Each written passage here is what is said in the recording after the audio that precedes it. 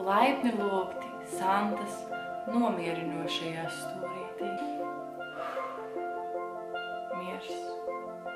Šeit mēs kopā relaksēsimies, atpūtīsimies no ikdienas stresa un būsim ļoti mierīgi. Vai tu jau jūti mieru, ieplūstam savā asinsritē? Čau visiem! Te Santa. Un es tikko netīšām, kad es kārtoju no šo galdu, es sadūru roku pret kaktusu. Deg sāp. Tas arī viss šim video. Es jums nevedu laikunāju ar Letīciju, un viņa man teica, ja viņa būtu YouTuber, viņa taisītu video nevis, kur viņa krāso seju un pļāpā ar kameru, bet kur viņa legit krāso kaut ko un pļāpā ar kameru. Es viņai jautāju, cik random būtu, ja es uzfilmētu tādu video legit, kur es krāsoju un runāju ar jums. Un šis arī būs šodienas video, kur es krāsoju no grāmatu un runāju ar jums. Es jums Instagramā paprasīju par kādām tēmām jūs gribat, lai es runāju, tāpēc es atbildēšu. Tas nebūtu gluži kā Q&A, jo es neatbildēšu uz jautājumiem. Es vienkārši runāšu par tēmām, kuras jūs gribat, lai es apspriežu. Protams, kad man krāsojumā grāmata ir aburošie kaķi, jo, esmu kaķa sieviete. Krāsosim šo. Ļoti daudzi grib, lai es parunāju par augstskolu. Daudz jautā, kur es mācos, par ko es mācos, kā ir augstskolā, ko es domāju darīt pēc augstskolas. Tātad, pirmā tēma būs augstskola. Un pirmā krāsa, kuru es ņemšu,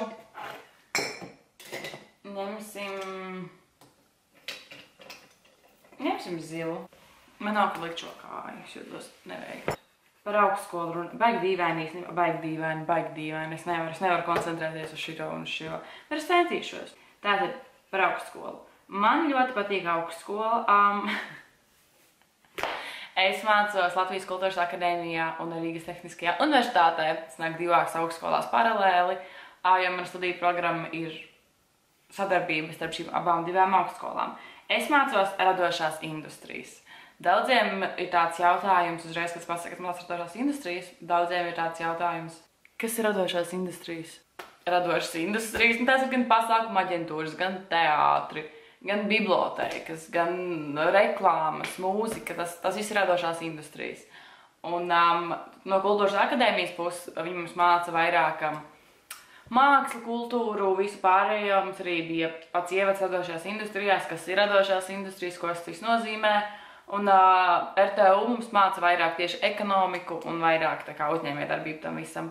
Ar domu, ka mēs pabeigsim, mēs varēsim strādāt kaut kur tur gan kā grāmatvedis, piemēram, jo mēs mācēsim skaitļot un darīt visu to, gan mēs varēsim strādāt kā kaut kāds, pasākumu vadītājs. Jā, tas ir par augstskolu. Un, pēc augstskolas pabeigšanas man ir vairākas domas, ko es gribu darīt, bet es nezinu. Jo es gribētu strādāt gan kādā pasākuma aģentūrā, vai kaut kādā teātrī, vai kaut kādā televīzija arī būtu forši īstenībā, bet televīzija arī strādāt. Bija arī jautājums, vai visiem pēc, ko jautā Letīcija, vai visiem pēc vidusskolas beigšanas būtu jāiet studēt. Un es domāju, ka nē. Lai es domāju, ja tu mācījies vidusskolā, tad droši vien labāk ej studēt, jo, ja tu negribi iet studēt, tad es pēc 9. klases ieteiktu iet mācīties kaut kur, kur tu vari apgūt gan profesiju, gan vidusskolu. Tā tev nebūs jāiet studēt. Bet, es nezinu, šodien visiem cilvēkiem nav jāiet studēt, jo citiem tas neinteresē, citiem ir vairāk sava dzīve un tā tālāk. Es personiski ļoti gribēju iet studēt, jo, es nezinu, man patīk, man ļoti patīk. Man ļoti patīk. Un esmu izkrāsojusi daļu no kaķa auss. Par ko man vēl parunāt? Parunāsim par barvedi. Kāpēc pēdējā laikā man visur piemin barvedi, un vai es to saprotu? Nē, es nesaprotu, kāpēc. Es esmu sapratusi, es esmu, taisījis samazo izmeklēšanu. Un zinu, ka barvedis ir arī gameris, YouTubers gameris, kurš taisa live streamus. Un es zinu, ka ir tāds barvedis, bet es nesaprotu, kāpēc visi maniem komentāriem es raksta barvedis un kaut ko tam līdzīgu. Un man ir tāds, kāpēc? Es īsti nesaprotu, kāpēc, bet ok. Es pārkrāsoju pāri maliņai. Nākamā tēma, ko jūs ļoti gribat, lai es parunāju, ir par attiecībām. Gan par manām attiecībām, par attiecībām vispārīgi, par attiecībām. Man liekas, šo tēmu esmu apspriedusi ļoti daudzas reizes jau savā YouTube kanālā. Man sāk likties, ka tas ir gandrīz vienīgais, par ko es šeit runāju. Par attiecībām. Es esmu viena jau vairāk kā gadu šajā brīdī. Kaut kur ap gadu, man arī vairāk jau kā gads ir pagājis. Man ļoti patīk. Es esmu tāpat par šo gadu tikusies ar cilvēkiem, esmu sarakstījusies ar cilvēkiem, satikusies ar cilvēkiem, bet es nezinu, man tā kā vai nu tas cilvēks man vienkārši, īstenībā jā, tas cilvēks man vienkārši nav tā iepaticies, jo man tagad liekas, man dzīve ir diezgan aizņemta, ir diezgan daudz ko daru, un man liekas, ja es kā nesatieku to savu legit cilvēku, kas man netīk patīk, tad man nav jēga tērēt lieku laiku uz kādu. Es zinu, ka varbūt skan ļoti tā nejauki un tā tālāk, bet šam man nav laiks īsti nekam. Es studēju, es strādāju, man ir vēl YouTube, un es vēl drīz sākšu strādāt kā brīvprātīgais, es vēl domāju par praksi, un man tiešām nav laika attiecībām. Un, protams, ja es atrastu tādu legit īsto cilvēku, kas man normāli patiktu, es hands down būtu ar viņu kopā. Tur nebūtu divu domu. Bet šajā brīdī man nav tā, ka es baigi kādu meklēju, jo pirmkārt man nav laiks kādu meklēt, otrkārt. Es tāpat esmu Tinderī, bet es nezinu, man nav arī baigā motivācija tur baigi atbildēt cilvēkiem, jo es nezinu, esmu diezgan aizņemta un es dzīvoju savu dzīvi.